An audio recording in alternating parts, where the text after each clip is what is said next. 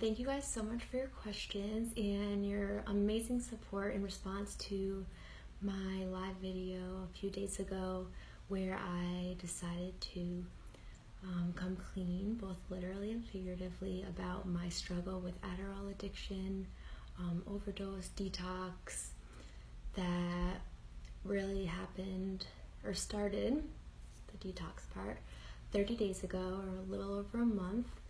So some of the questions, I said in the video that I hit rock bottom. I really like that people ask this question because that's something I would wonder but feel too shy to ask. So as I said earlier, there were just so many things leading up to this, but the actual rock bottom was I didn't sleep for 7 days straight. So on the 7th day, I went to the rehab facility, and as you can imagine, not sleeping for 7 days for whatever reason causes a lot of issues mentally, physically, emotionally. It's just so fucked up because essentially I did what they do to torture people, prisoners of war, to myself. It's not like I was trying not to sleep, I couldn't. How much Adderall were you taking?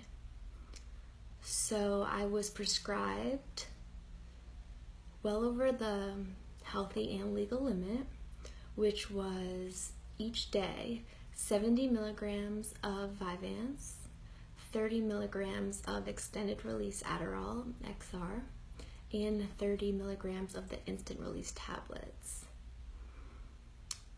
What does rehab look like for you for the first 30 days? So, as with everything in life, everyone's experiences are a little different. There are many options. I was unique or an outlier in the program for a few reasons, one of them being that I lived so close to the center. My mom was very supportive and came down to stay with me, and there were just a few things, but I personally, so this is what my outpatient program looks like. I go to a group style therapy for 3 hours, 3 evenings a week. It's kind of like a college class where there's options for guided discussion, but people are very open. It's very non-judgmental, as you could imagine, and the thing that I like about it is we're allowed to openly talk back and forth to one another because it is more of an advanced group. There's no need to raise your hand, or there's no one acting inappropriate. Everyone there is really coming together with the same goal. I also saw and continue to see a psychiatrist since Adderall literally broke my brain. There's a lot going on up there, or there's not, but nonetheless, my wiring was all fudged up. If you think about it, it's like, I feel like my wires got knotted or tangled. I additionally go to a cognitive behavioral or talk therapist to discuss how I'm feeling, as it's obviously a very emotional time. Saturday, I'm starting my first EMDR session, which stands for eye movement desensitization and reprocessing, and it's a therapy that is beneficial for people dealing with PTSD, and it works to focus on the trauma, whatever. I can explain that in a different post. Do you still crave Adderall? Yes, every day, multiple times a day, while simultaneously being so grateful that I'm off it and feeling like if someone came to me and offered it to me and said I'll pay you $1,000 to take this, I wouldn't take it, but I still crave it. My biology right now wants it, but thankfully I can be mindful, as hard as it is, and use my cognition to override that craving, which is why it's important that I am doing all this therapy. And that's why I'm so grateful for you guys, because talking like this holds me accountable and it's very cathartic for me, so thanks. When I do crave Adderall, what do? So I take a deep breath in through the nose, out through the mouth, and I remember that my only job is to be gentle with myself right now. Take it one day at a time, one moment at a time, and I just try to do what feels good. So that's going to change moment to moment, day to day, week to week. A lot of times it is yoga. Going outside is really good, just changing my environment in general. Taking a hot shower starts with a nice clean slate.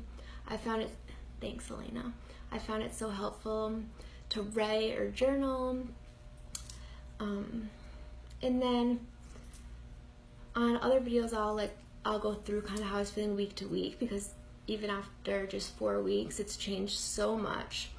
But real quick, the first week, I'm not gonna lie, I felt like hell. I was anxious. I felt like I was like flailing, almost like I was drowning, and I couldn't get up. I felt so emotional, unproductive, like the worst version of myself. And my addicted brain was telling me, you need Adderall to be better. And that's why it's so important, like, I am enough, whatever. And in that regard, a good quote I thought that I heard this week was, humility is not thinking less of yourself, but thinking of yourself less. So I tried to just refocus my energy, but if I'm being 100% honest, I was very depressed. I was sleeping and eating a ton, which makes sense. My body needed it. Love you, Anna. Bye. I mean, the whole thing. I had separation anxiety. I don't know. It's like that meme when the little girl's like crying, throwing a fit, and the little brother's like, "Did you have a nap today?" And the little girl's like, "No." And the brother's like, "Well, you need to." Well, I needed like a 4-week nap. But I'll go into that in more segmented topics so that it'll be easier for people maybe going through the same thing to understand or relate. But thank you guys so much.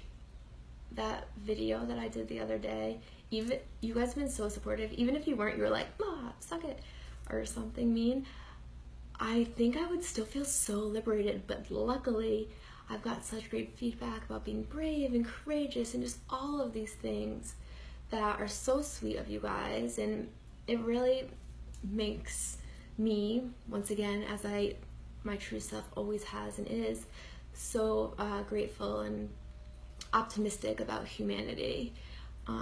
So I hope whoever you are, wherever you are, you had a good week, and if not, you start the weekend off with a smile, a deep breath. Let's end with one deep cleansing breath. I have to, yoga teacher obligations. In through the nose and audibly exhale with a sigh. Let that shit go. I love you. Namaste. No, but for real, I love you. I hate when I say that and I feel like I'm just saying it, but listen to me. I love you.